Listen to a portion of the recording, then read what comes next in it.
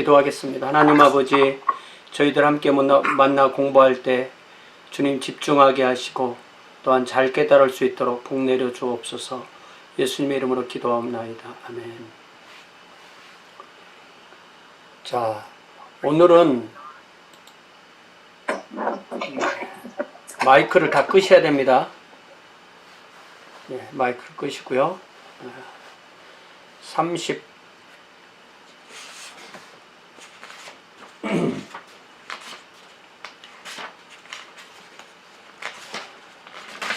마이크를 다 끄시고요. 30장 성도의 통치라는 부분인데요. 종교개혁 기간 다시 한번 읽어볼게요. 자, 종교개혁 시대 1517년에서 1648년까지 개혁의 정신이 16세기에 놀랄만한 위력으로 쏟아져 나왔다. 그리하여 프로테스탄트 신앙을 탄생시키고 서방 기독교권의 교황 지도권을 종식시켰다. 초기 프로테스탄트 진영 내에는 4개의 주요한 집단, 즉 루터파, 개혁파, 재침례파, 성공회가 있었다. 한 세대 후에야 예수회의 주도하에 로마 가톨릭 진영도 그 도덕적 개혁에 성공하였다.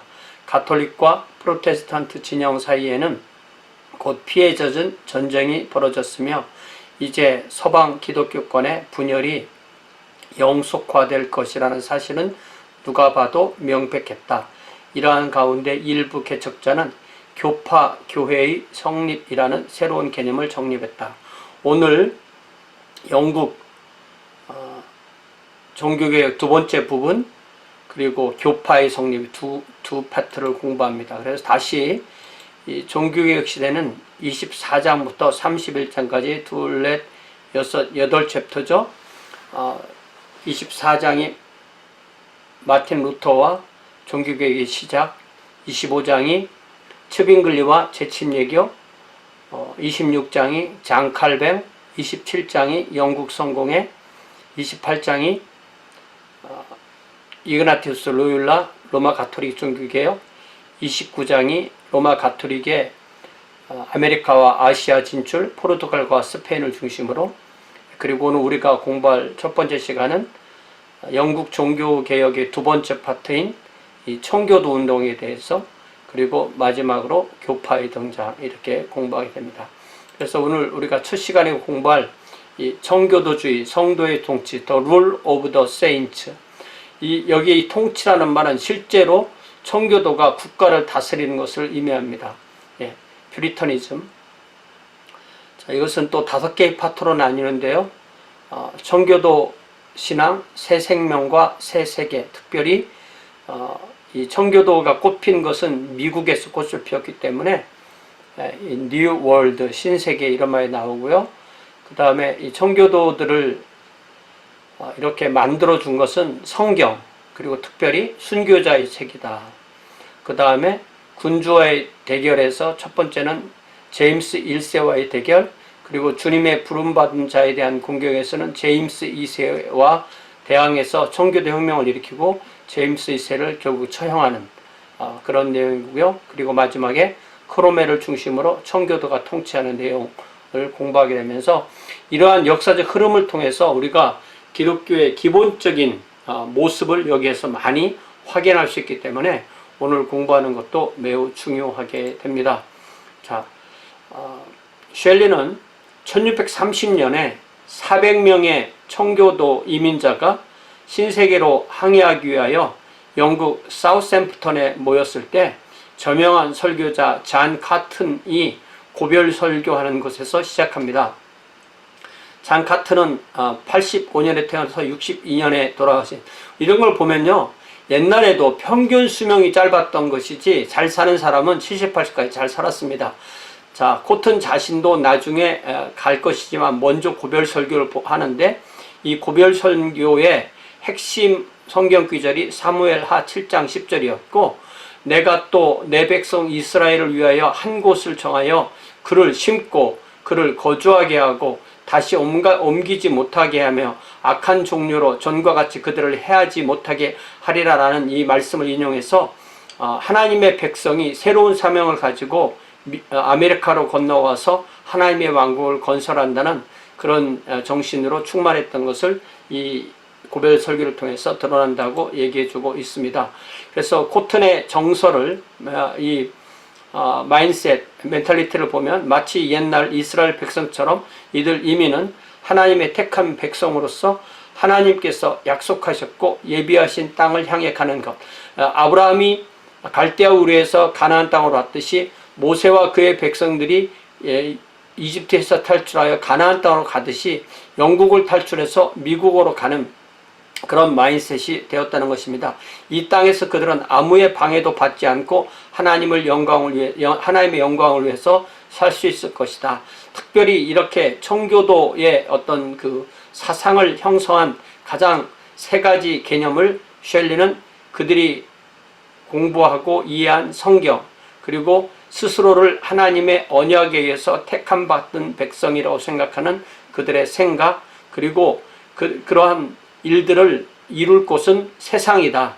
특별히 정치 분야에서 자기들의 뜻을 이루는 것으로 성교도들은 이해했다. 우리가 청교도 할 때 가장 핵심이 교회를 생각하게 되는데, 청교도는 교회뿐만 아니라 나라다 생각해야 돼요. 성경대로 나라를 이루는 것. 그러니까 청교도는 절대적으로 정교 일치의 나라를 추구했다는 것입니다. 자, 청교도 운동은 1560년에서 1660년, 100년 동안 등장했던 구체적인 운동이고요. 원래 역사적 의미는 영국 국교도 안에 있어야만 청교도지만 그들의 정신이 영국 국교회를 뚫고 나가서 퍼졌기 때문에 광범위하게 쓰이는 용어가 바로 청교도라는 뜻입니다.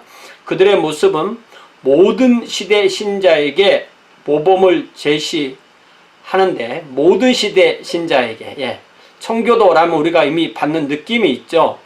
즉 기독교 신앙은 예수 그리스도를 향한 신앙의 결단, 개인의 신앙의 결단이고, 영혼의 생명력이 어떻게 공동생활 영역에서, 그러니까 내가 영향을 끼칠 수 있는 나의 가정부터 시작해서 국가까지, 세상까지 공동생활의 영역에서 어떻게 표현되어야 되는 것을 보여주었던 것이 청교도 운동이고, 셸리의 표현대로 그들의 이상은 성경의 진리에 의해 통치되는 국가의 실현. 이거 외우세요.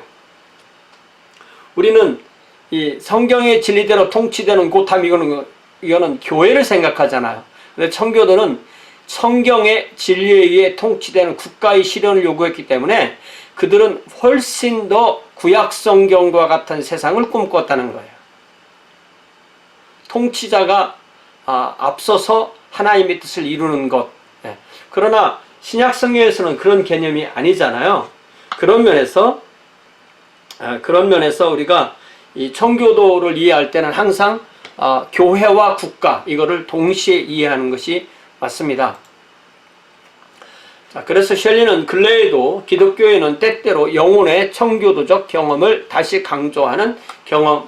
강조하고 경험하는 일들 합니다. 그러니까 청교도처럼 그런 회심을 하고 그런 부흥도 교회 차원에서 있을 수 있습니다. 그러나 오늘날의 신자는 아무도 청교도처럼 하나님의 법을 국가 전체 생활에 그대로 적용할 그런 꿈도 갖지 않고 그럴 기회도 없었지만, 실제로 그것을 이루었던 시대가 바로 영국에서 실제로 그런 일이 일어났던 때가 있었다는 것입니다.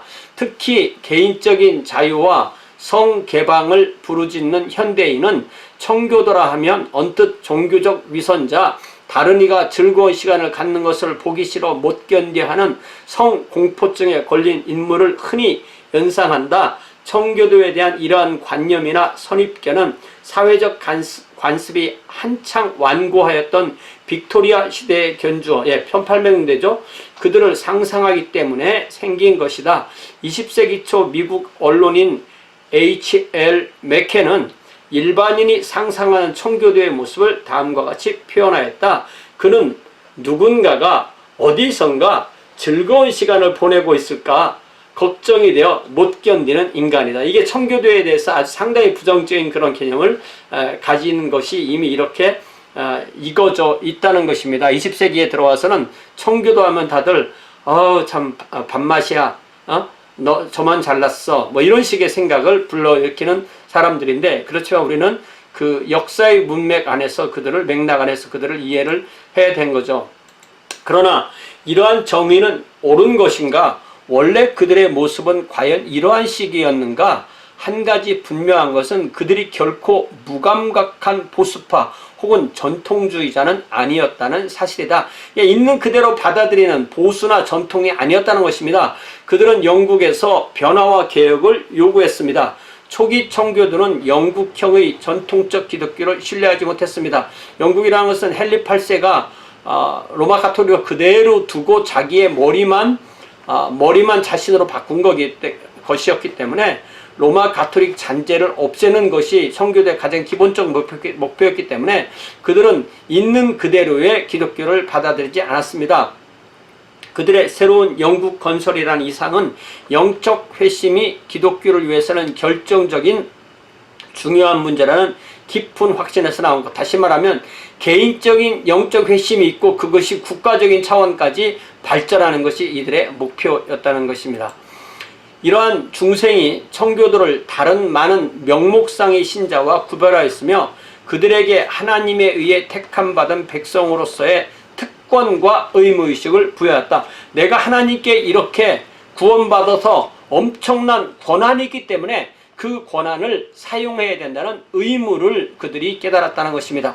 교회는 이러한 경험을 얻을 수 있도록 교인을 준비할 수 있을지도 모릅니다. 또한 그들을 교회가 그렇게 깨닫도록 인도할 수 있을지도 모릅니다. 그러나 이러한 내심의 경험, 하나님의 은혜와 수용은 교회의 통제바, 그 교회에서 그것을 체험했을 때 그것을 세상에 나가서 국가의 차원에서 왕과 대할 때, 의회에서 대할 때, 군대에서 활동할 때 이렇게 세상을 혁명처럼 뒤집어 엎는 그런 일에 참여하기를 했던 것이고 실제로 그런 청교도 혁명을 이루게 된 것입니다.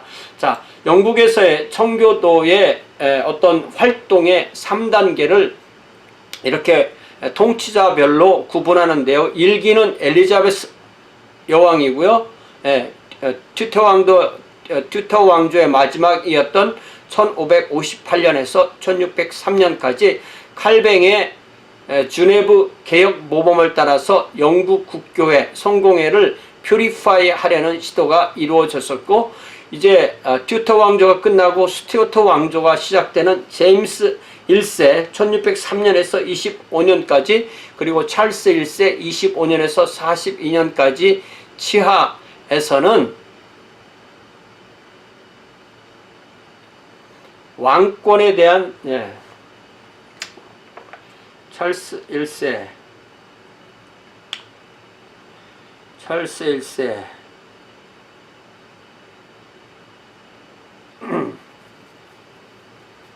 49년입니다. 49년. 이게 그러니까 42년에 내란이 발생하고 요 사람이 죽은 해는 49년이에요.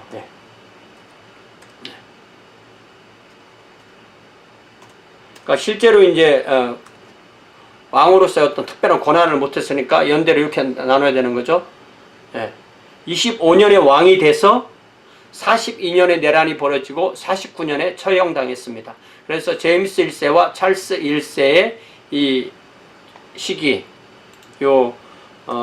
권한이 있던 시기만 말하는 겁니다. 자, 왕권에 저항하고 특별히 화려한 의식 위주의 이러한 고교회 예배를 하려고 했을 때, 그리고 교리는 개혁하지 않으려고 할 때 이러한 교회에 순응하라는 이 제임스 1세와 찰스 1세의 요구에 거부하고 그런 결과로 극심한 박해를 감수할 수밖에 없었던 시기가 바로 제2기라면은, 제3기는 내란기이고 42년부터 51년까지, 그리고 내란이 완성되고 올리버 크로멜이 통치하는 60년까지, 그래서 실제로 이때가 성도의 통치가 이루어진 때입니다.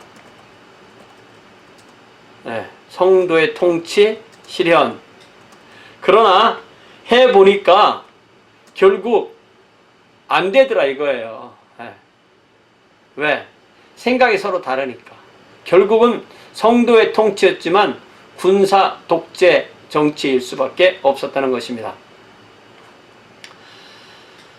자, 그래서 청교도 운동에는 두 측면이 공존하는데, 우리가 지금까지 설명했듯이 첫 번째는 개인적 측면으로 하나님의 대속하시는 은혜의 개인적 경험에서 시작해서 공공적인 측면, 개인적 측면에 멈추지 않고 이 세상 안에서 택자의 사명, 즉 성경의 원칙에 근거해서 사회를 이룩해야 할 의무가 있다는 데까지 발전하게 되는 것입니다. 이것이 뜻이 하늘에서 이루어진 것 같이 땅에서 이루어지게 해주세요라고 기도할 때 이 땅을 교회 안으로 제한하느냐 아니면 교회 밖으로 얘기하냐, 교회 밖으로 나간다고 할 때 실제로 우리가 그곳에서 어떤 빛과 소금의 역할을 하는 것으로 끝나느냐, 아니면 세상을 뒤집어 엎어야 되느냐, 세상을 엎어서 어떤 국가의 정체나 이런 것들을 바꿔야 되느냐, 이런 부분에서 청교도는 가장 적극적으로 세상을 바꾸는 혁명까지 일으킨 사람들이 청교도라는 것입니다. 그러니까 이 칼뱅과 그 제네바 종교개혁자들의 그 사상에는 이 국왕이 잘못하면 국왕을 바꿔도 된다라는 그런 개념이 있듯이, 결국 영국의 성공의 지도자들은 국왕을 처형하는 데까지 나아간 거죠. 예. 자, 그래서 청교도주의는 성도의 내면 생활을 강조하고 오늘날 중생의 메시지를 강조하는 복음적 교파의 선구이면서 하나님 아래서의 국가, 네이션 언더 갓의 모습과 율법 강조의 측면에서 미국인의 국가적 성격에 막대한 영향을 끼치게 되었다는 것입니다. 우리가 특별히 이 두 번째 면을 강조하면 강조할수록 이게 훨씬 더 이 공화당적인 정서가 가까운 것이죠. 자, 청교도주의는 영국 교회의 제2 종교 개혁의 특징이었고, 엘리자베스 여왕 제위 기간 1558년에서 1603년에 등장하게 됩니다. 이들은 새로운 설교 스타일을 강조해서 인간의 지성만 강조하는 것이 아니라 인간의 전인격을 겨냥한 메시지를 전했습니다. 그래서 윌리엄 할러라는 1885년에서 74년까지 미국 교회사가는 영적 형제단이라는 말 안에 이런 그린햄이나 로저스나 체더턴이나 다드 등 이러한 청교도들을 포함합니다. 이들 대다수는 메리 통치 시기에 53, 4, 5, 6, 7 단 5년 동안 로마 가톨릭으로 영국을 돌이키려 할 때 그 핍박을 피해서 유럽 특별히 제네바 중심으로 망명했던 이 메리안 엑사이얼스가 제네바에서 영국을 향해 새로운 칼뱅주의 신학을 바탕으로 엄습할 전위대를 벵가드를 조직했다는 것입니다. 그러니까 이들이 망명해서 신학으로 무장한 군대가 돼서 영국으로 다시 쳐들어올 건데, 그 좋은 모델이 바로 스코틀랜드를 그렇게 바꾸었던 잔 낙스가 되었던 것이죠. 그래서 이렇게 청교도들의 활동을 군사적 용어로 표현하는 것은 결코 과장이 아니라는 것입니다. 1550년 말쯤에 주네브는 종교적으로 국제적 반란 혹은 혁명을 꾀하는 본거지였기 때문에 나중에 볼셰비키 혁명을 일으킨 모스크바처럼 프로테스탄트의 모스크바라고 부를 수 있고, 이곳에서 조국의 가톨릭 교회를 전복시킬 열정에 불타는 젊은이가 조직되어 파송되었고, 1560년 잔 낙스가 스코틀랜드에서 승리를 거두었던 것처럼 영국 개혁가는 자기들 조국에서도 그 성공을 재현하고자 했던 것입니다. 승리를 거두었던 것처럼, 이렇게 표현하면 더 낫겠죠? 거두었던 선례를 따라, 모범을 따라, 선례를 따라. 이게 역사를 평가하는 사람마다 다른 건데요. 과연 주님의 이름으로 국가를, 정권을 뒤집어야 하느냐, 뭐 독재 정권이든 이런 게 사실 굉장히 심각한 문제인 거죠. 자, 엘리자베스가 58년에 즉위했을 때 이런 유럽으로 망명했던 사람들이 희망이 차서 귀국했습니다. 성경이 개인의 신앙생활, 교회의 조직, 사회의 운영에 구체적인 지침을 제공한다는 확신 가운데 그들의 신념을 실천으로 옮기기 시작했습니다. 그러니까 성경에 있는 것을 삶으로 옮기는데 그 삶이 개인적인 차원이 아니라 국가적인 차원까지도 연결되는 것입니다. 자, 이 시점에서 아름다운 우리 엘리자베스 여왕의 얼굴을 한번 쳐다보세요. 그 얼굴을 아주 클로즈업한 사진입니다. 이 그림은. 평생 결혼을 안 해가지고 보통 벌진 이런 말을 쓰고 있습니다. 그래서 미국의 그 버지니아라는 말이 이 엘리자베스 여왕의 별명을 딴 거죠. 자, 이럴 때 이 청교도와 여왕 사이에 가장 첨예한 문제가 무엇이었냐면 교회를 위한, 성도를 위한 목회자를 선택할 권리가 누구에게 있는가 하는 것이었는데 그것은 교회의 문제가 아니라 정치의 문제였다는 것입니다. 왜냐하면 여왕은 주교를 임명하는 권한은 통치자에게 있다. 청교도는 신자가 그들을 목회할 목회자를 선택한다. 그러니까 이 회중정치 내지는 장로정치를 해서 한 교회 안에서 자신의 목회자를 선택해야 되는데 영국 국교회는 맨 위에 왕이 수장이고 캔터버리 대주교가 있고 그 다음에 주교들이 있어서 주교들이 각 교회의 이 목회자를 관리하는 시스템인 것인데 청교도들은 그것을 거부하려고 했던 것입니다. 자, 그래서 엘리자베스 제2 기간 청교도가 사회나 교회를 어지럽히지 않는 한 자유스럽게 그 의사를 표현하도록 용인했다라고 한국말로는 번역했지만 사실은 이 원어는 뭐라고 되냐면 이 청교도 개들이 물기만 하고 짖기만 하고 물지 않는 한 내버려뒀다. 짖어라 물으면 죽인다 이거예요. 짖는 건 내비둘게. 그러나 나를 물면 너는 죽어. 그래서 이 메리가 5년 동안 통치할 때 뭐 300명 이렇게 죽였다고 그랬잖아요. 엘리자베스도 그 통치 기간 동안에 똑같은 숫자를 죽였어요. 종교적인 문제로. 그렇지만 뭐 극좌든 극우든 죽이고 이 가운데 지역은 남겨두는 그런 그러니까 최대한 부드럽게 통치하려고 했지만 그렇다고 해서 완전한 자유를 주려는 의도는 전혀 없었습니다. 자, 이처럼 이 엘리자베스는 온건 정책을 했는데요. 청교도는 특별히 무엇을 거부했냐면 이 예배소가 딱 정해져 있고 책에 나온 그 문장대로만 기도하라고 한다든지 성직자가 무슨 유니폼을 입으라든지 세례를 할 때 무슨 뭐 십자가를 긋는다든지 이런 로마 가톨릭의 잔재로 보이는 모든 행위를 비판합니다. 그러나 여왕은 청교도가 실제로 교회를 통치하는 것은 용인하지 않습니다. 청교도는 몇 시간이고 설교의 중요성 그리고 성경적 장로직에 대해서 강의를 할 수 있으나 여왕은 영국 국교의 실권은 주교의 손에 그리고 왕실의 통솔 아래 두었습니다. 그러니까 이게 캔터버리 대주교와 주교들만 자기가 임명하고 관리하면 영국 나라가 다 잘 가는 거라고 생각하기 때문에 절대로 이거를 교회에게 넘겨주려고 하지 않았다는 것입니다. 그래서 이렇게 영국 국교회를 정화하려는 열정은 성경의 여러 영어 번역을 열정적으로 이루며 달아올랐는데 그 대표적인 것이 제네바 성경입니다. 제네바 성경은 피에 메리 통치 시기에 주네부는 이 프랑스식 발음이고 제네바는 영어식 발음입니다. 주네부의 피신한 망명객이 만들었기 때문에 제네바 성경이라고 불립니다.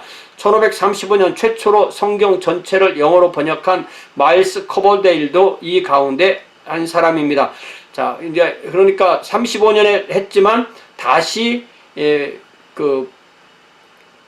이 제네바 성경에 함께 참여했다는 말이죠. 엘리자베스 제2 초기에 출간되어서 여러 사람에게 읽혔습니다. 그 이유는 이제 처음으로 장절이 붙어 있게 되고 문장이 유려했고 학적인 깊이가 있고 서문이 뛰어났고 여백에 있는 각주가, 관주를 말하는 거죠. 이게 관주.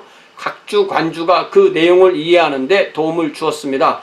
킹 제임스 버전 1611년이 나오기까지 영어로 가장 널리 배포된 성경이었고 청교도가 아메리카로 가져간 성경이 바로 제네바 성경이었습니다.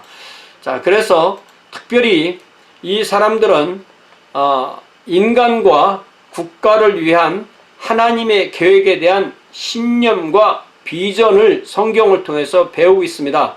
하나님이 인간과 국가 역사에 개입하신다, 주도하신다 라는 것을 성경을 통해서 배우게 되었고, 그러한 것을 구체적으로 또 알려준 또 다른 책이 바로 잔 폭스의 순교자의 책이라는 책입니다. The Book of Martyrs. 수백 년에 걸친 하나님의 백성의 순례 여정이 결국 영국을 그 목적지로 하고 있었다는 사상은 이 책에서 비록됩니다. 그러니까 성경의 사상을 영국식으로 바꿔놓은 책이 바로 잔 폭스의 순교자의 책이라는 것입니다. 폭스가 이 책을 통해서 이런 사상을 영국인의 심정 속에 집어넣습니다. 이게 이제 그 순교자의 책의 그 초판 서문입니다. 그 표지입니다. 예. Acts and Monuments 이런 말이죠. 이게 원래 제목이에요. 그러니까 순교자의 책이라는 말은 별명이에요. 원래 제목은 그런 제목이 아닙니다. 자, 그래서 이 잔 폭스는 1510년에서 87년생인데 메리시대 망명제로 주네브에 피신해서 이 저서를 통해서 하나님의 왕국 승리를 위해 필요하다면 전혀 죽음을 두려움 없이 생명을 기꺼이 바쳤던 프로테스탄트 신자의 생애와 죽음을 감격적으로 묘사했습니다. 주로 메리시대에 핍박을 받아 죽은 사람들까지가 얘기가 나오겠죠. 폭스에 따르면 이 순교자의 발자취가 영국 해안까지 그리고 메리 통치시까지 이어지는 것. 그러니까 초대교회부터 쫙 와서 이제 영국에까지 이르렀고 메리시까지 이르렀다. 이런 식으로 끝맺으면서 폭스가 내린 결론은 하나님은 하나님의 세계적 구속 계획에서 영국인을 위한 특별한 위치를 가지고 계셨다. God had a special place for the English people in his worldwide plan of redemption. 자, 이게 뭔 얘기예요? 하나님과 세계 구속과 영국을 연결시키는 것도 이거 많이 들어본 것 같지 않아요? 모든 민족이 이런 생각을 하게 돼 있는 거예요. 기독교를 받아들이면. 왜냐하면 한 개인도 하나님이 세계 구속을 위해서 나를 사용하실 거야, 이 말과 하나님이 세계 구속을 위해서 새로운 이스라엘인 대한민국을 사용할 거야, 이렇게 믿는 거, 사실 그것은 어떤 신념에 관한 거기 때문에 이거는 뭐 나쁘다고 할 수가 없는 거죠. 그런 생각을 집어넣어 주었다는 것입니다. 이 폭스의 이 책이. 그래서 이 책이 미친 영향이 거대했는데 영국인은 세대를 이어서 폭스의 안목을 통해서 역사를 해석하고 성경을 읽습니다. 성경만 제외하고 그 어떠한 책보다 영국인의 사고를 형성하는데 가장 큰 영향을 끼친 책이고, 폭스 사후에 50년도 채 안 돼서 청교도는 그의 책과 그의 역사 철학을 영업한 성경과 함께 대서양을 건너 아메리카 광야 윌더네스로 가지고 와서 그대로 나라를 세워보려고 했던 것이 바로 미국이라는 나라입니다. 청교도는 성경 공부와 순교자의 책을 읽은 결과 자기들이 하나님의 새 이스라엘로 생각하게 되었습니다. 그래서 17세기 대부분 신자는 성경을 하나님의 영감받은 말씀, 계시된 뜻으로 받아들였고, 그들의 성경관과 자기 파악을 이해하는 핵심 열쇠는 바로 언약이라는 성경의 근본적인 개념입니다. 카버넌트, 언약, 하나님과 사람 사이에 약속을 맺는 걸 말하죠. 자, 그래서 청교도 사상은 하나님과 이스라엘이 언약을 맺었다, 하나님과 인간이 어떤 영적인 계약을 맺는다, 스피리추얼 컨트랙을 맺는다는 이러한 이 언약 사상이 가장 핵심이 되는데, 그 언약 사상 중에서도 가장 근본이 바로 예수 그리스도 안에서 맺어진 은혜의 계약이고, 이 영적 계약을 통해서 신자는 하나님에게 붙들린다는 거죠. 하나님께 엮인다는 거예요. bound. True Christians were bound to God. 우리가 예수 안에서 하나님과 언약을, 영원한 언약을 맺음으로써 나는 내 인생이 아니고 하나님의 인생에 하나님에 의해서 붙들린 삶을 살게 된다. 저나 여러분이나 이런 생각이 없으면 지금 이거 안 하고 있는 거예요. 이해되시죠? 네. 하나님께서 주권적으로 인간을 구원받도록 택정하시고 오직 예수 그리스도에 대한 인격적 신앙을 가진 자만 이러한 언약 백성에 포함된다고 믿게 되는 것입니다. 이 생각 자체가 잘못된 게 아니죠. 여기까지는 아무 문제 없잖아요. 자, 그래서 은혜를 통해 신자는 하나님의 백성이 되고 하나님은 그들의 하나님이 되신다. By grace, believers became God's people and he their God. 이것이 바로 창세기 17장이 하나님께서 아브라함에게 나는 그들의 하나님이 되고 그들은 나의 백성이 된다로 시작해서 우리 주님이 오셔서 세우신 하나님의 왕국, 그리고 요한계시록 21장에 나오는 하나님이 이 땅에 오셔서 새하늘과 새 땅에서 사시면서 나는 그들의 하나님이 되고 그들이 나는 나의 백성이 된다는 이 성경 전체의 사상이 바로 이 하나님의 왕국이라는 이 표현에 들어가게 되는 것입니다. 이것이 바로 뭐냐면은 저는 이거 갖다가 하나님의 왕국의 공식 내지는 하나님의 왕국의 어떤 그 성구 어쨌든 이게 하나님의 왕국의 표현이에요. 예. 하나님의 왕국이 뭡니까? 하나님의 왕이 되고 우리가 그의 백성이 되는 나라죠. 그러니까 하나님의 왕국이란 말 우리가 많이 듣잖아요. 킹덤 오브 갓. 예. 저는 하나님의 나라란 말 잘 안 씁니다. 나라는 뭐 네이션, 컨트리, 뭐 스테이트 이런 말보다는 킹덤이에요. 바실레이아. 이 바실레이아는 하나님이 우리의 왕이고 우리는 그분의 백성이 되는 곳이에요. 예. 이것이 바로 예수 그리스도의 은혜 안에서 이루어지는 것이다.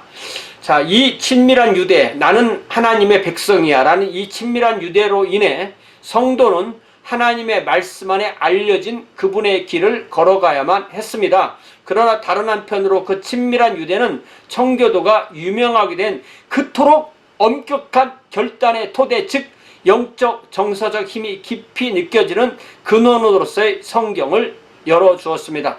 This near bond obligated the saint to walk in all of God's ways made known in His word. 그러니까 하나님의 말씀에 그들에게 알려진 하나님의 길대로 난 살겠다는 것이죠. But on the other hand, it opened the scriptures as a deeply felt source of spiritual and emotional strength, a foundation of that rugged, determined, for which the Puritan became famous. 요 뒷부분이 문제를 일으키는 거예요. 이게 뭐냐면 내가 하나님 앞에 철저히 살 거 이거 좋아요. 그러나 청교도의 특징이 뭐냐면 그런 사회를 이루어야 되기 때문에 상대방에게 그걸 요구하고 강요하는 거예요. 치마의 길이는 이렇게 돼야 돼. 주일날 예배를 빠져서는 안 돼. 주일날 예배를 빠지면 이렇게 벌을 받아. 이런 것들을 계속 만들어내는 거예요. 이게 결국은 청교도는 결과적으로 율법주의를 떠날 수가 없게 되는 것입니다. 그래서 은혜의 언약 안에서 산다는 것은 말씀의 빛 안에서 전능하신 하나님의 계획을 따라 사는 것이다. To live within the covenant of grace was to live within the light of the word and according to the plan of Almighty God. 이렇게 되어 있죠. 그래서 그러나 엘리자베스 여왕은 후계자를 왕위 상속자를 남기지 못하고 이게 이제 후계자가 아니고 왕위 상속자죠. 왕위 상속자를 남기지 못하고 사망하고 그녀의 통치 거의 40년, 41년 통치가 끝나게 되는 것입니다. 그러면서 친척 관계에 있던 영국과 친척 관계에 있던 스코틀랜드 메리 여왕의 아들 스코틀랜드 왕 제임스 6세가 영국 왕으로 와서, 영국에는 제임스라는 사람이 왕이 된 적이 한 번도 없었기 때문에 영국에서는 제임스 1세, 스코틀랜드에서는 제임스라는 이름이 6번째이기 때문에 제임스 6세. 자, 이 사람 보세요. 1566년에 태어나서 1567년 1살 때 왕이 됩니다. 어머니는 그리고 영국으로 도망오게 되고요. 자, 이 1살 때 왕이 됐으니까 이때야 무슨 뭐 특별한 왕으로서의 권한을 하지 못했죠. 그러면서 1603년 3월 24일에 영국과의 공동왕이 되고 1625년 3월 27일에 사망하게 됩니다. 이래서 두 나라가 통일된 것이 아니라, 엄밀하게 말하면 두 나라가 통일되는 것이 아니고 두 나라가 한 왕의 통치를 받는 거예요.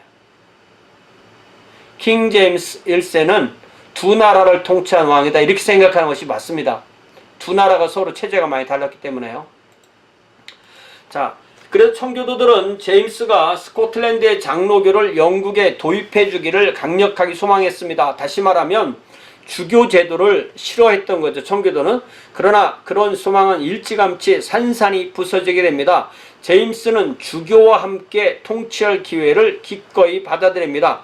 그의 스코틀랜드 통치는 장로교 사역자와의 끊임없는 투쟁이었습니다. 제임스는 뭐라고 말하냐면은, 스코틀랜드 장로회는 하나님이 사탄과 합의할 정도만 왕과 합의한다. 자, 하나님과, 그러니까 사탄이 하나님께 합의합니까? 합의하는 게 있겠죠. 그 정도로만 합의한다는 거예요. 왕과 장로회는 하나님과 사탄처럼 그렇게 멀다, 이런 뜻이에요.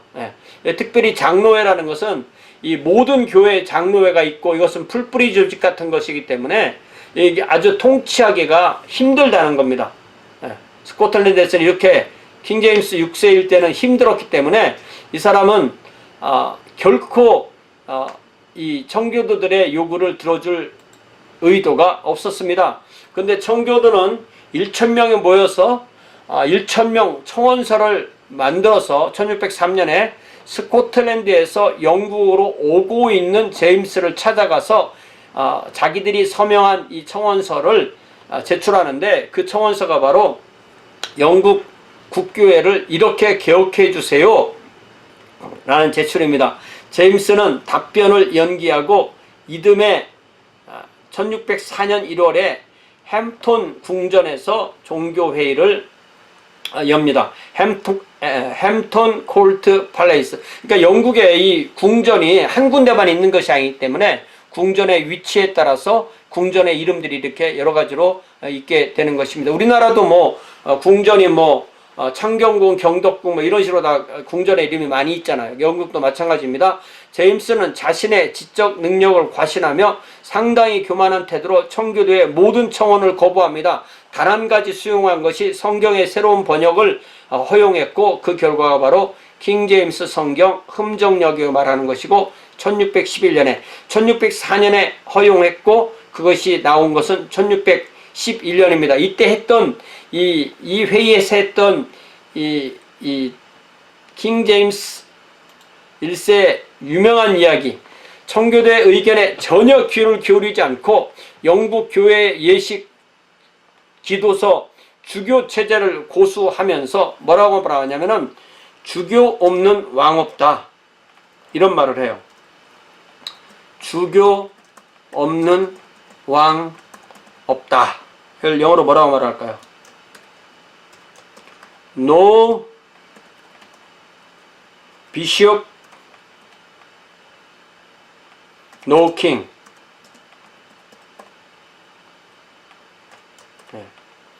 No bishop, no king. no bishop인지 bishops인지 이게 참 이런 게 어려워요, 그죠? 한국 사람들한테는 복수가 참 어렵습니다. No bishop, no king. 이거 뭐라고 말할까? 영어로 원래 뭐라고 돼 있었을까요?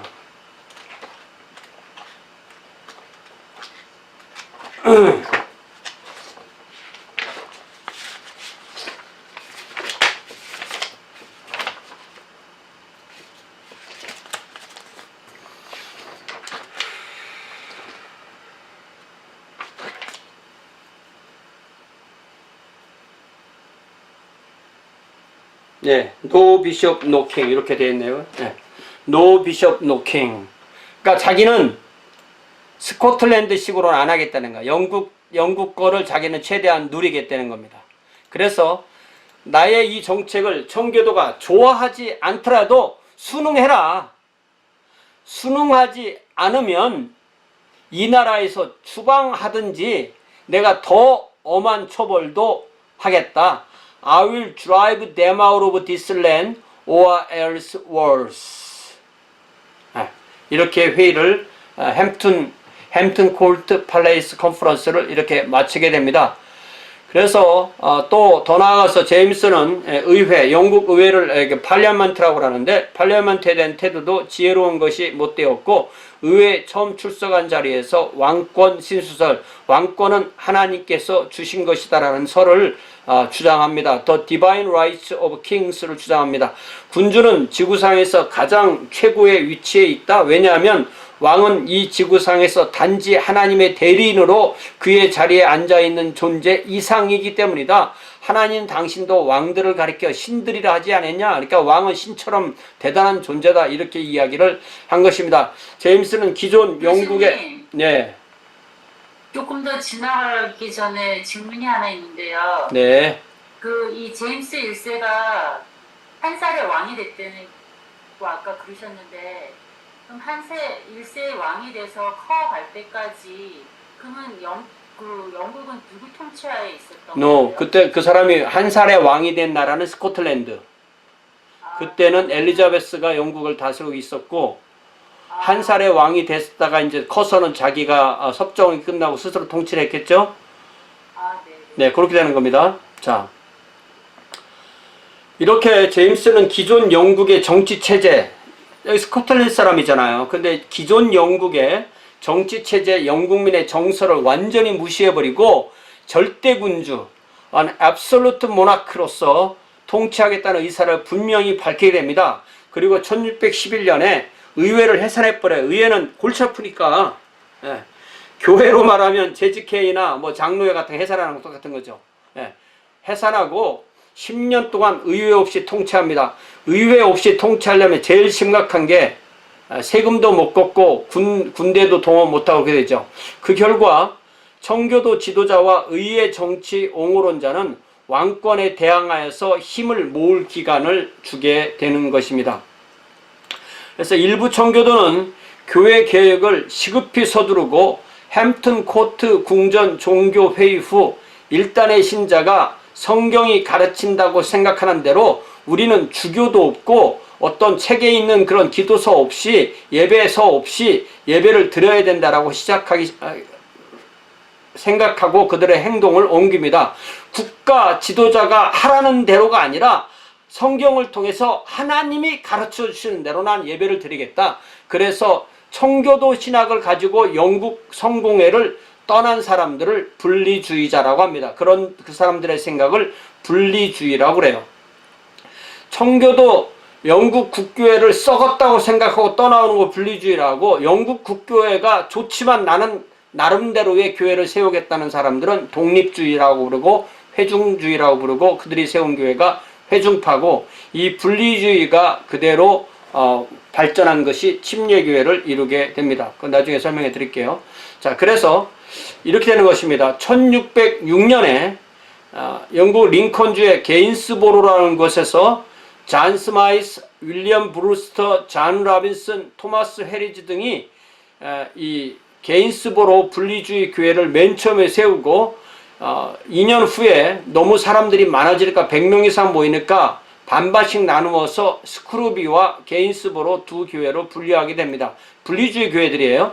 그래서 스크루비 분리주의 교회와 게인스보로 분리주의 교회는 1608년에 이르러서 도저히 나라 안에서는 자유롭게 예배를 드릴 수가 없으니까 예배의 자유와 안전을 위해서 바다 건너 네덜란드, 홀랜드로 이주해서 이 스크루비 분리주의 교회는 라이덴에, 게인스보로 분리주의는 암스테르담에 정착하게 됩니다. 자, 그래서 요때에 이 분리주의 교회를 1608년에 세웠던 사람들 중에서 젊은이가 한 명 있었는데 그 사람이 나중에 매사추세츠 주지사가 된 윌리엄 브래드포드예요. 그래서 이 사람이 그때 자기들이 분리주의 교회를 맨 처음에 세웠을 때의 그 상황을 그가 쓴 플리머스 플랜테이션에 대하여 라는 책에다가 이렇게 언급합니다. 그러므로 그들이 이 부분에 있어서 이러한 일의 악함을 보았을 때, 영국 성공회가 이렇게 악하다는 것을 보았을 때 주님께서 그분의 진리를 위하여 하늘의 열정으로 그들의 마음을 만져주신 이 많은 신앙 고백자는 그들이 알게 된 혹은 그들에게 알려진 대로의 그분의 모든 길, 현재까지 알게 된 것, 그리고 앞으로 또 하나님께서 알려주실 것대로 그분의 모든 길을, 그것이 그들에게 어떠한 대가를 치르게 한다 할지라도 주님의 도우심을 따라 그들의 최고의 노력을 다해 걷기 위하여 적그리스도의 결박의 멍에를 끊어버리고 주님의 자유로운 백성으로서 주님의 언약에 의해서 교회 안으로 그 자신들을 하나로 만들어 복음의 교제로 들어갔으니 어떠한 대가를 치르더라도 주님께서 그들을 도우실 것이었다. 그리하여 그 대가는 바로 이러한 역사적 결정을 선포하는 것이 되었다. 1605년 6년경에 교회를 세울 때의 상황을 이렇게 윌리엄 브래드포드가 글로 남겨놓았습니다. 자, 윌리엄 브래드포드 1590년생이니까 이 1605년 정도면 15살에 이런 것을 기억을 한 거예요. 자기가 15살 때 이런 교회가 세워진 것입니다.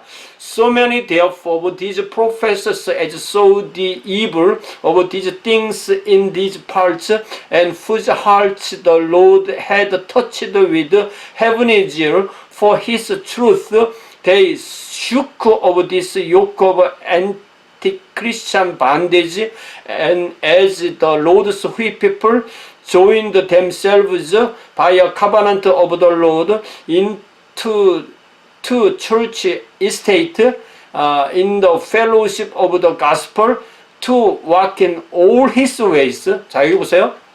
made known. 현재 알려진 거죠. or to be made known unto them. 앞으로 그들에게 알려지게 될 것. 현재까지는 깨닫고 앞으로 더 깨달을 것도 그대로 주님의 길을 걸어가겠다는 거죠. According to their best endeavors, whatsoever it should cost them, the Lord assisting them, and there is cost them something. This ensuing history will declare of Plymouth Plantation 31페이지. 이게 옛날 영어라 훨씬 더 좀 그렇게 써져 있어요. 자, 그래서 스크루비 회중은 그들의 지도자가 이제 존 로빈슨 목사였는데 라이덴에 10년 동안 살다 보니까 일단 자녀들이 영어를 할 수 없게 되고 자기들이 거기서 먹고 살 길도 없고 영국으로 돌아가자니 영국은 악한 사회고 뉴스를 듣자니 1607년에 버지니아에 영국 식민이 정착했다는 소식을 알고 자기들도 허드슨 강 쪽으로 가려고 아메리카로 이주할 모험을 안고 존 라빈스 목사는 메이저는 남고 소수 무리가 위험을 무릅쓰고 미국으로 가기로 결정하게 됩니다. 그래서 1620년에 영국으로 돌아가서 같은 심정을 가진 집단, 여기서 같은 심정이라는 것은 미국으로 가겠다는 것 같은 심정이에요. 이 스크루비 회중 출신은 이 102명 중에서 102명을 반으로 나누면 51명이잖아요. 51명이 채 안 되는 46명 이렇게 된다 그래요. 46명이 이거 나머지는 이제 거기에 정착하러 가는 사람들 이렇게 해서 102명이 메이플라워를 타고 영국의 플리머스를 출항합니다.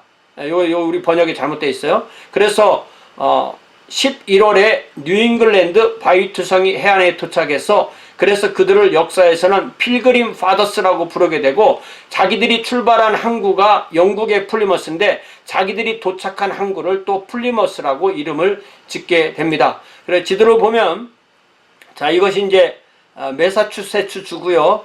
요 전체가 요게 이제 요 부분이 이렇게 요것을 케이프라고 부르죠. 이렇게 생긴 지형을 케이프라고 부르는데 요 카드라는 말은 이게 대구라는 말이에요. 대구라는 생선입니다. 요게 대구가 많이 잡혔던 것이고 그래서 이것이 케이프 카드 대구 곳이죠. 그리고 여기가 대구 곳 만이고 여기가 대서양이고 자 그러면 이 배들이 이렇게 와서 이렇게 돌다가 맨 처음에 여기에 정박한 것이 1620년 11월 21일이고 한 달 후에 그쪽으로 건너가서 1620년 12월 21일에 플리머스에 배를 대놓고 이 플리머스를 개척하기 시작한 것이 바로 영국의 이 필그림 파더스들의 어떤 이 순례에 관한 이야기가 되는 것입니다. 자, 그러면 게인스보로 회중 암스테르담에 체류했던 사람들 어떻게 되느냐? 이들의 지도자는 잔 스마이스인데 캠브리지 출신이고 헬라어 신약 성경을 공부한 후에 유아들에게 세례를 준 예를 발견할 수가 없었습니다. 만약 유아가 하나님의 은혜 언약에 포함되어 있지 않다면 교회는 언약의 개념에 의한 연계가 아니라 신앙 고백의 기반 위에 구성되어야 된다. 무슨 얘기냐면 언약이라는 것은 부모에게서 자녀로 계속 연결되는 건데 모든 사람이 이 유아가 구원받을지 안 받을지 모르고 그 유아가 커서 개인적으로 신앙 고백한 사람만이 하나님의 언약에 포함되어야 되기 때문에 신앙 고백하고 예수를 믿는 사람에게 교회를 세워야 된다는 것을 발견하게 됩니다. 그리하여 1609년에 스마이스와 40명의 회중이 예수 그리스도에 대한 인격적 신앙 고백을 근거로 베프티즘을 진수침례가 아닙니다. 이렇게 주발에 물을 퍼서 붓는 것이었어요. 받음으로써 최초의 영국 침례교회가 네덜란드에 탄생하게 됩니다. 그때 스마이스는 짐승의 특성 혹은 거짓된 교회 조직 The Character of the Beast or the False Constitution of the Church라는 책을 1609년에 집게 되는데 그 책의 기본 내용이 유아는 베프티즘을 받아서는 안 된다. That infants are not to be baptized. 왜냐하면 요한이나 예수 그리스도의 제자에 의해서 어떠한 유아에게도 베프티즘을 행한 개념이나 예증을 신약성에서 찾아볼 수 없기 때문에 오직 그들의 죄를 고백하고 그들의 믿음을 고백한 사람에게만 베프티즘을 베풀어야 된다. Because there is neither precept or example in the New Testament of any infants that were baptized by John or Christ's disciples. Only they that did confess their sins and confess their faith were baptized.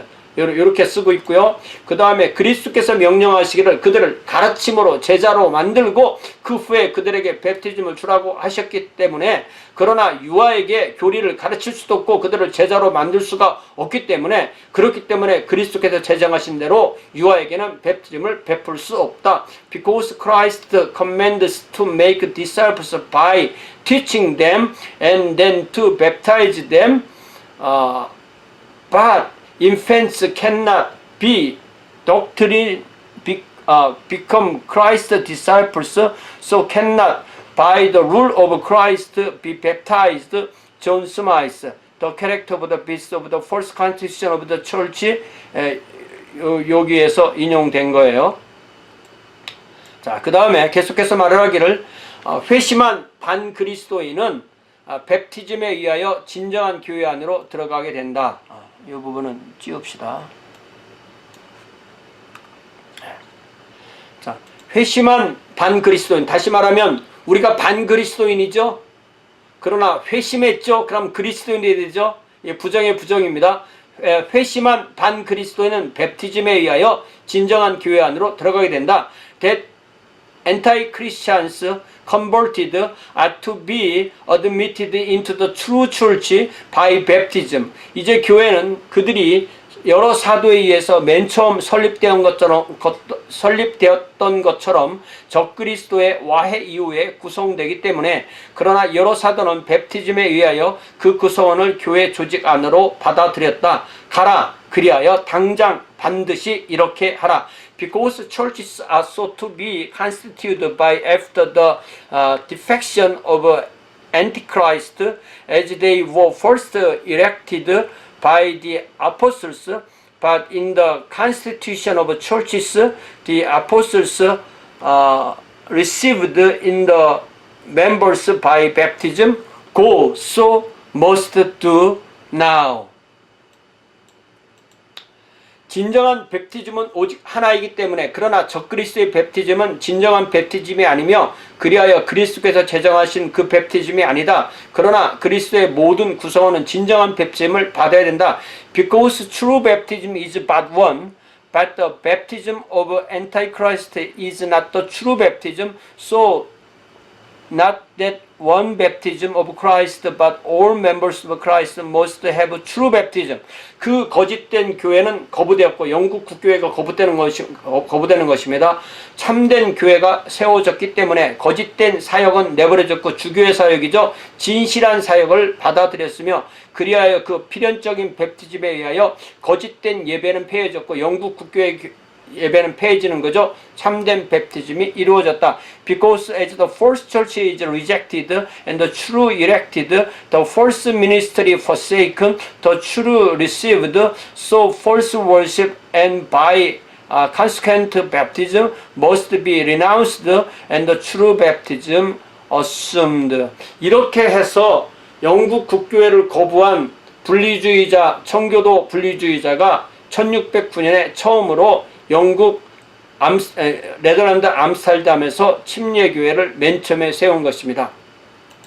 침례교회 할 때 자세히 공부하게 돼요. 그 중에 일부인 타머스 헬 위즈가 1611년에 런던으로 돌아와서 런던 땅 위에 영국 땅 위에 영국 일반 침례교회를 세우게 됩니다. 그리고 그가 불법의 비밀에 대한 짧은 선언이라는 책을 써서 왕에게 그 책을 증정하는데 그 속표지에 그 책 속표지에 왕에게 보내는 글을 써서 왕에게 보내줍니다. 자, 이것이 A short declaration of the mystery of iniquity라는 것이고 이사야 51장 6절, 호세아 10장 12절 말씀, 그리고 여기 주후 1612년 이렇게 되어 있죠. 이것이 자기가 친필로 왕에게 쓴 편지, 도장까지 꽝 찍어서 보낸 편지예요. 자, 이게 진본이 남아 있습니다. 지금 영국 그 대학의 도서관에. 침례교에서 공부할 때 자세히 공부하는 것인데요. 자, 제가 읽어드릴게요. 오 왕이시여 들으소서. 그리고 당신의 가련한 백성의 충언을 경멸하지 마시고 그들의 고충이 전화 앞에 다다르도록 하소서. Hear, O King, and despise not the counsel of the poor, and let their complaints come before thee. 왕은 죽을 수밖에 없는 사람이지 하나님이 아닙니다. 그러므로 왕은 당신의 신민의 불멸하는 영혼에 대하여 법령과 포고령을 내리거나 영적인 문제에서 그들 위에 영적인 권력자를 세울 수 있는 아무런 권한을 갖고 있지 않습니다. 왕이 교회의 머리가 될 수 없고 주교를 세워서는 안 됩니다. 그런 말이죠. The king is a mortal man and not God. Therefore hath no power over the immortal souls of his subjects to make laws and ordinances for them and to set spiritual lords over them. 그러니까 영적인 문제는 왕이 건들 수 없습니다. 나머지 세속적인 것은 우리가 왕을 따를 것입니다. 이렇게 말하는 것입니다. 만일 왕이 영적인 권력자를 세우거나 그런 법령을 만들 수 있는 권위를 가지고 있다면 왕께서는 불면하시는 하나님이시지 죽을 수밖에 없는 인간은 아니십니다. If the king have authority to make spiritual laws and laws, then he is an immortal God and not a mortal man. 이렇게 말하는 거죠.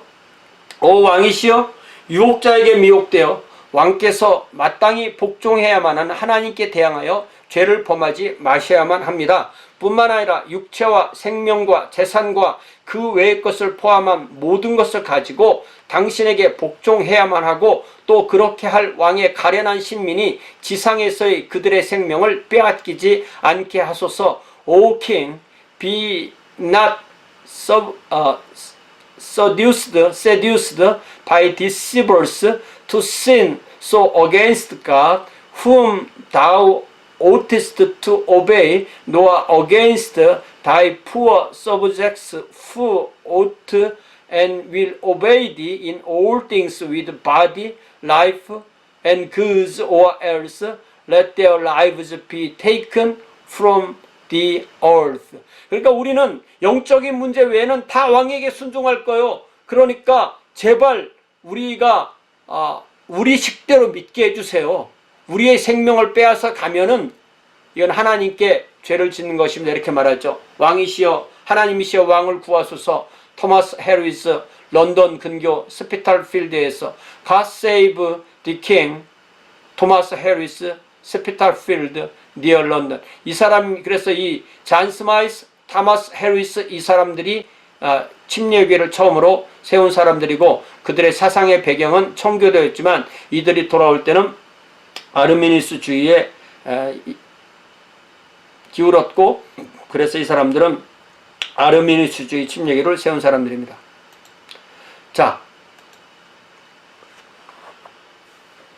대부분의 청교도는 그렇지만 영국의 국교에서 분리해 나가는 것만큼은 너무 극단적이다라고 생각해서 교회의 분열만은 피하려고 했습니다. 자, 1625년에 이제 킹 제임스 1세는 죽고 그의 아들인 찰스 1세가 즉위하게 됩니다. 대다수 청교도는 국왕이 그들의 소망을 들어주려는 소망을 이미 포기합니다. 왜냐하면은 아버지는 왕권 신수설을 신봉했는데 아들은 그것을 현실로 옮기고자 했습니다. 더군다나 왕비는 헨리에타 마리아였는데 개톨릭을 신봉하는 프랑스 공주 출신이었습니다. 자, 이 사람이 찰스 1세입니다. 나중에 영국의 역사에서 유일하게 백성들에게 잡혀서 참수당한 왕이죠. 자, 찰스 1세가 세운 캔터버리 대주교가 윌리엄 로드인데요. 교회를 감독하기 위해서 하나님께서 주교를 세웠다고 믿고 그의 지도에 주교주의자가 청교도를 핍박해서 실제로 많은 사람을 죽이고 손발을 자르고 재산을 빼앗고 직위를 박탈하고 이런 행위를 했습니다. 왕의 비호하에 아래 교회당 건물에 스테인드 글라스 다시 집어넣고 십자가상 다시 세우고 성찬대를 높이 세우고 제단이라 부르고 예배는 철저하게 기도서를 따라서 예배서를 땅에서 해야 된다고 그렇게 고교회주의로 가게 되니까 청교도들이 얼마나 답답했겠어요. 이러한 로드의 강경책 때문에 일부 청교도가 분리주의 경향을 띠고 또 일부는 대상을 건너서 아메리카로 이민하게 되는데 로드 취임 10년 만에 매사추세츠만에는 마을이 20개나 생기고 교회가 이루어지고 주민이 1600명이 이주했고 그 중에 400명은 사우샘프턴에서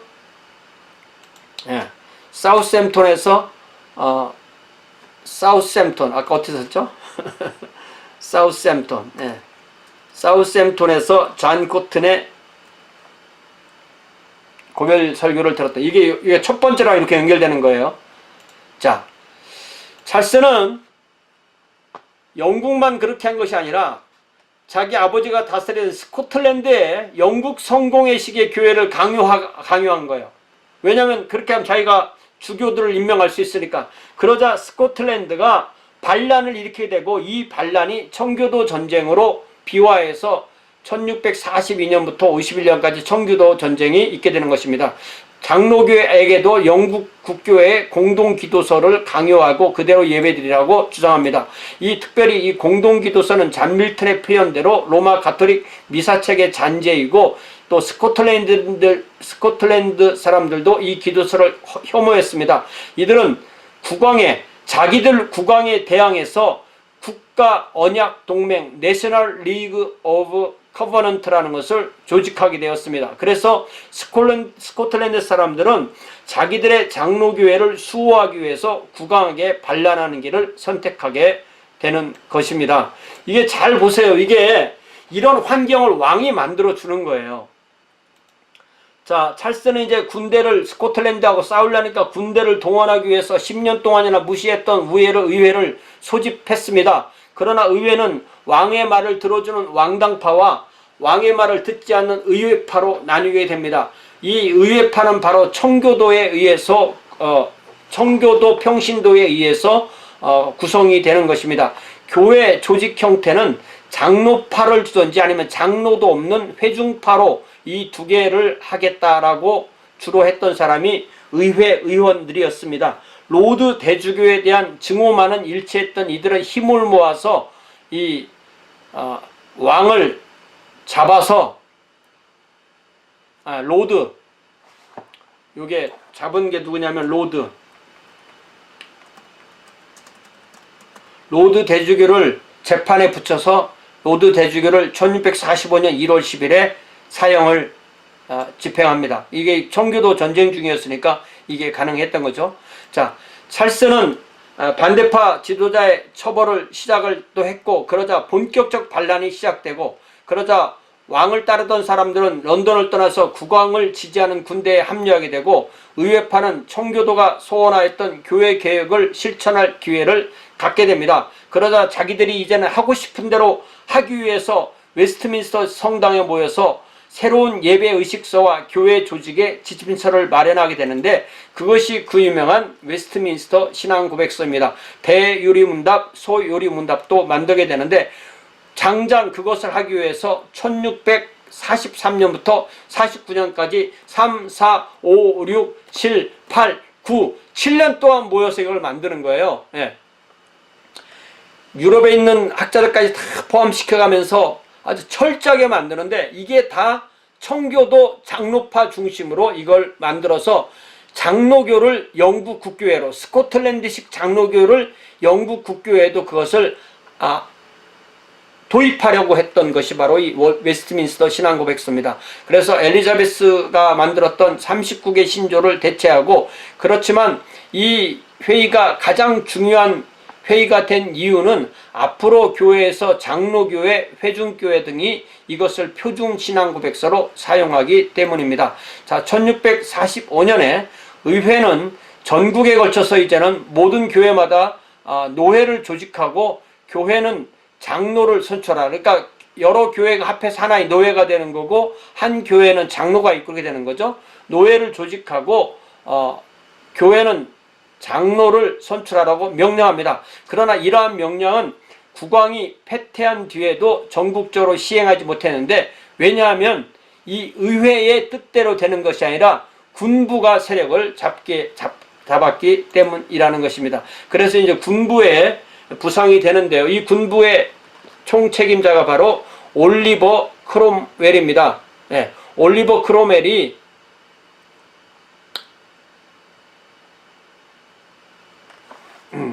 1549년이겠죠. 네. 올리버 크롬웰이 이 내란의 기간 동안에 혜성같이 등장한 시골 귀족 출신인데, 의회군 대령으로 군사적으로 천재임이 드러났습니다. 그가 특별히 철기병을 가지고 있었는데, 기독교적 사명감으로 전투에 임해서 한 번도 패하지 않습니다. 그는 또 그의 군대를 뉴마들 알미라고 또 재조직해서 이들 2만 1000명이 자신의 군대가 하나님의 특별한 사명을 띠고 영국 역사에 나타났다고 생각합니다. 이게 맞습니까?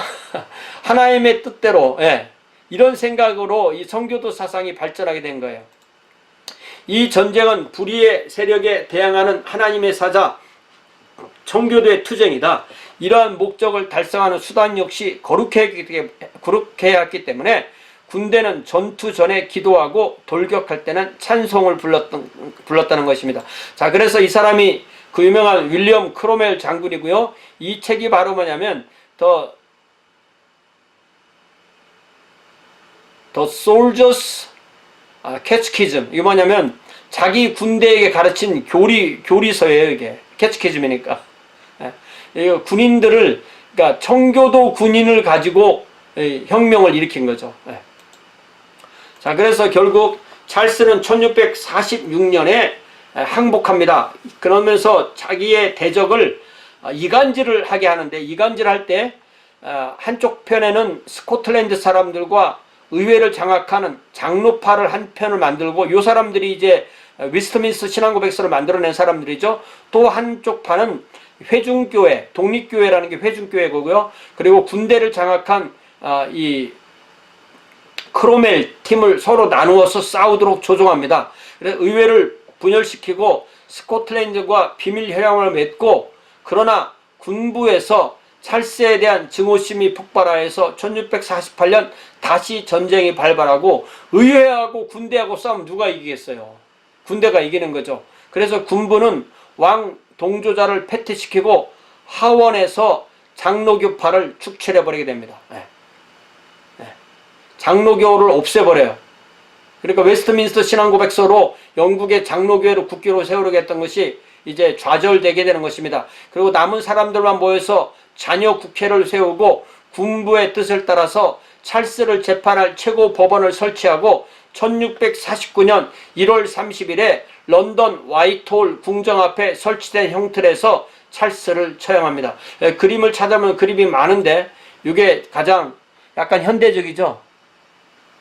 이게 뭐겠어요? 이게 말 엉덩이입니다. 이게 말 엉덩이. 예, 쫙 말들이 있고, 예, 이게 왕이겠죠? 단두대에서 사형시키는 그런 그림입니다.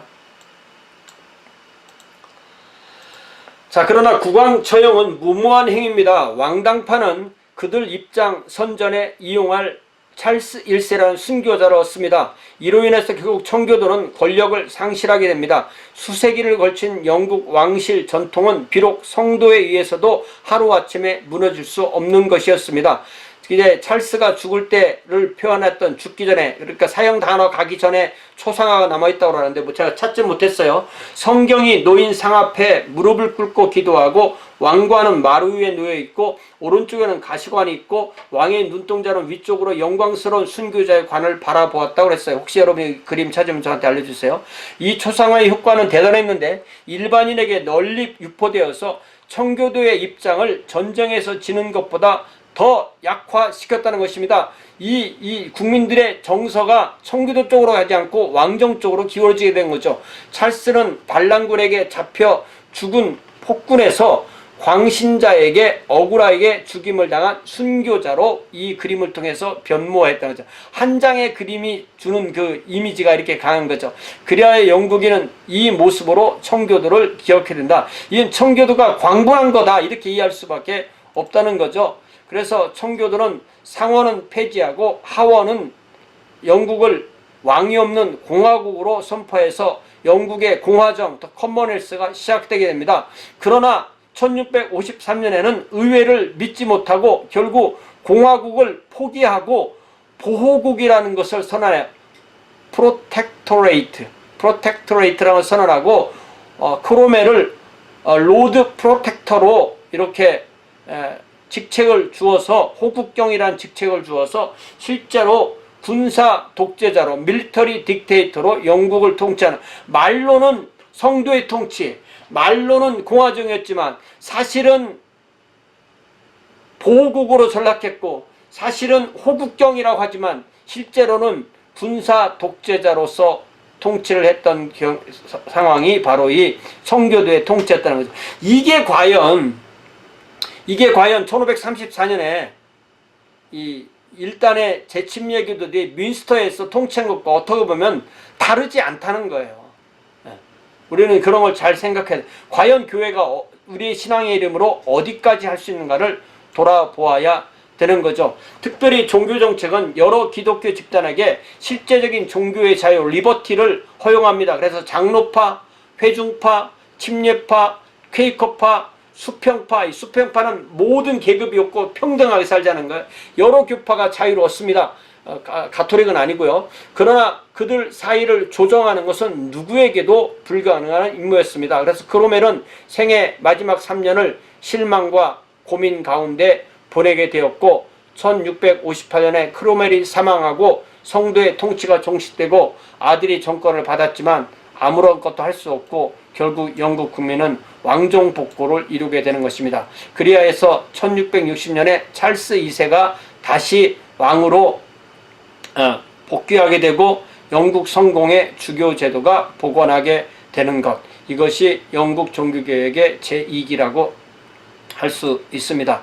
자, 그래서 이 성도의 통치의 마지막 부분에 셸리는 뭐라고 말하냐면, 그러나 대서양을 건너 먼 아메리카 대륙에서는 수천 명의 성도가 뉴잉글랜드 지방에 정착하여 광야 가운데 하나님의 왕국을 건설하는 데 헌신했다. 영국에서는 실패했지만 미국에서 한번 해보자 이렇게 하게 되었다는 것입니다.